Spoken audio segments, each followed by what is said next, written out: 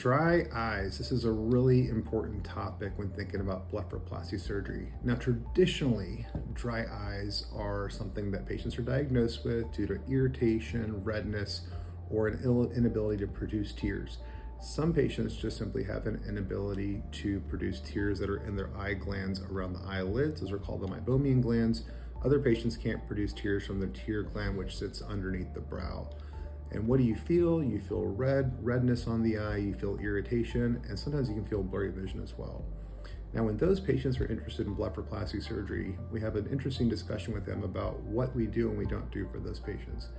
If the skin is in excess around the eyelids and you can safely excise the skin without removing the muscle, that's great.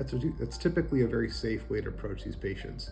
You may not get a large lift, so an aggressive blepharoplasty is not a great option for these patients because we want that skin to still be able to close the eyes naturally. One of the fears patients have about blepharoplasty surgery is the inability to close those eyes. So if you remove these curtains or the eyelid skin in an aggressive fashion, the patients will struggle to close and the dry eye gets worse. Now, can you still do blepharoplasty surgery despite having dry eyes? You certainly can. You just want to go to a surgeon that does a lot of that surgery or sees patients like that. Finally, non-invasive options for dry eye. There's two major options for non-invasive treatments around the eye. The number one treatment after eye drops, so if eye drops aren't helping you, is IPL. So IPL decreases inflammation around the eyes.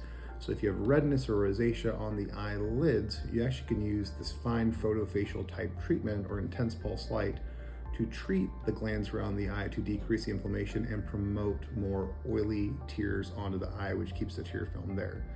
Secondly, you can use radiofrequency around the eyes, and the treatment we use is typically Forma I, and Forma I can actually heat up the glands, promote the oily portion of the tear film onto the eye, and that provides a really comforting feeling on the eye. And those are both non-surgical treatments. Now, each of those treatments also have aesthetic benefits. The IPL can improve color around the eye, and the Forma I can tighten skin around the eye, or at least improve the texture around the eye. And that can help you visually and aesthetically as well. This is Dr. Sean Paul talking to you a little bit about dry eyes and how we manage them with eyelid surgery.